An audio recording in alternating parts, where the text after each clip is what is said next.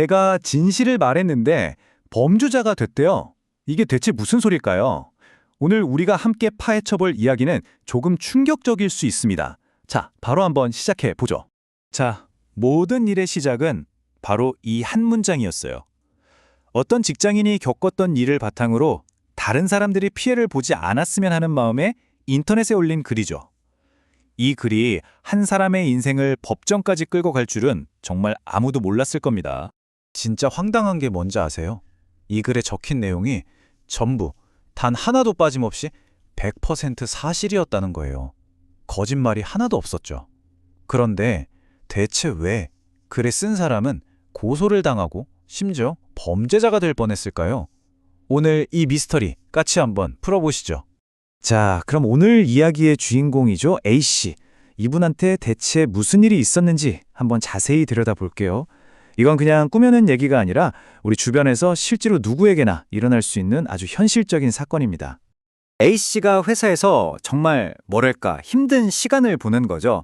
근로계약서도 없이 일했고요. 야근 수당은 당연히 떼었습니다. 사장의 폭언은 거의 일상이었고요. 결국 회사를 나온 A씨는 너무 억울해서 다른 사람들은 제발 이런 피해 입지 말라고 자기가 겪은 일을 그대로 SNS에 올렸습니다. 그런데 돌아온 건 경찰의 연락이었어요. 사장이 A씨를 명예훼손으로 고소한 겁니다.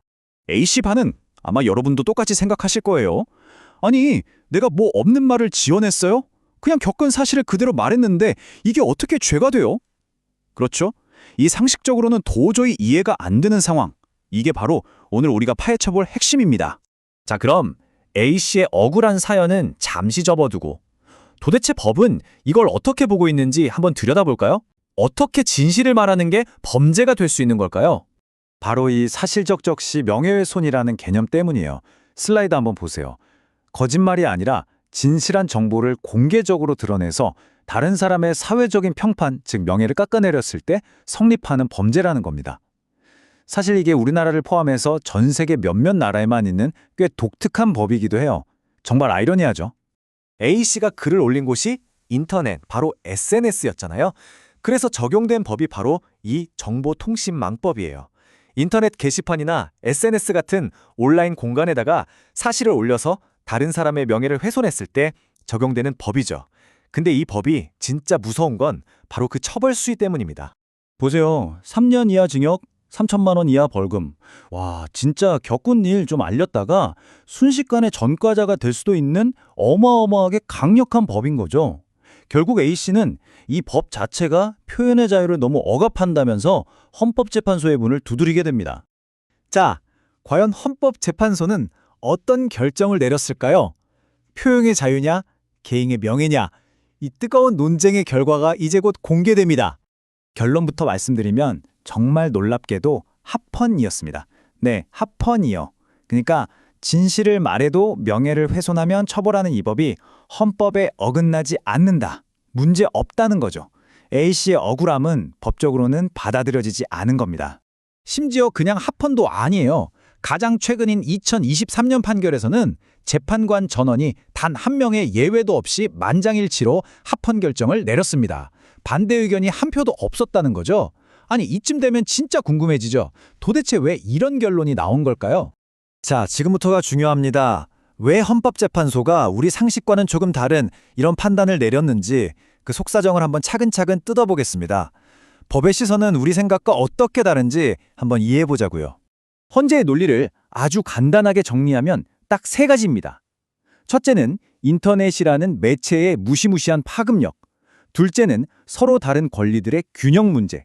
그리고 마지막, 이게 핵심인데 바로 비방할 목적이라는 일종의 안전장치입니다. 하나씩 살펴볼게요. 첫 번째 인터넷의 특수성. 이건 뭐 여러분 다 아시잖아요. 글 한 번 올라가면 그냥 빛의 속도로 퍼지고 온갖 곳에 복사되고 한 번 퍼지면 완벽하게 지운다는 건 거의 불가능에 가깝죠. 그래서 한 번 낙인 찍히면 그 사람의 명예는 영원히 회복되지 않을 수도 있다는 거예요. 이 회복 불가능한 피해를 법원이 아주 심각하게 본 겁니다. 두 번째는 권리들의 균형 문제예요. 물론 내가 겪은 사실을 말할 자유, 즉 표현의 자유, 엄청 중요하죠. 근데 그만큼 다른 사람의 명예, 이걸 인격권이라고도 하는데 이것도 헌법이 보호하는 아주 소중한 가치거든요. 그러니까 아무리 사실이라도 그걸 온 세상에 떠돌려서 한 사람을 쇄적으로 그냥 끝장내버리는 것까지 허용할 순 없다는 거죠. 그리고 바로 이게 이 법의 핵심입니다. 헌재가 뭐라고 하냐면요. 이 법은 그냥 사실 말했다고 무조건 처벌하는 법이 아니라는 거예요.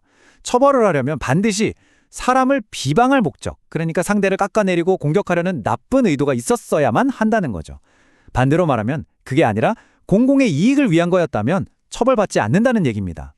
아니 그럼 억울한 일 당해도 그냥 입 닫고 참고 살라는 거냐? 그건 절대 아니죠. 핵심은 비방할 목적은 싹 빼고 철저하게 공공의 이익을 위한 글을 쓰는 겁니다. 지금부터 고소 걱정 없이 안전하게 내 목소리를 내는 꿀팁을 알려드릴게요. 자, 딱 4가지만 기억하세요. 첫째, 내 글의 목적은 개인에 대한 복수가 아니라 다른 사람들을 위한 정보 공유라는 걸 분명히 하고요. 둘째, 감정 섞인 욕설은 싹 빼고 객관적인 사실, 팩트만 담백하게 전달해야 합니다. 셋째, 업무랑 상관없는 사생활 얘기는 절대 금물. 그리고 마지막으로 내가 한 말이 진짜라는 증거, 이거 꼭 챙겨두셔야 돼요. 두 번째 팁, 예시를 보면 확 와닿으실 거예요. 쓰레기 같은 사장, 이건 감정이 너무 들어갔잖아요. 비방할 목적으로 보이기 딱 좋죠. 대신에 그냥 약속된 임금을 지급하지 않았다. 이렇게 건조하게 사실만 쓰는 거예요.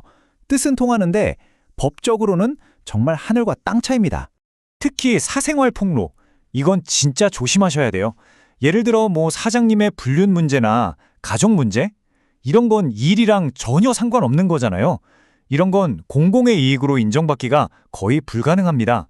이건 거의 고소 당첨권이라고 보시면 돼요. 자, 오늘 얘기 이제 슬슬 마무리해볼까요?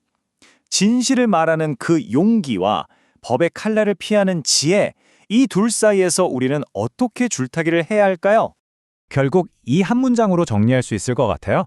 진실을 말하는 용기. 물론 너무 소중하고 가치 있는 일이죠.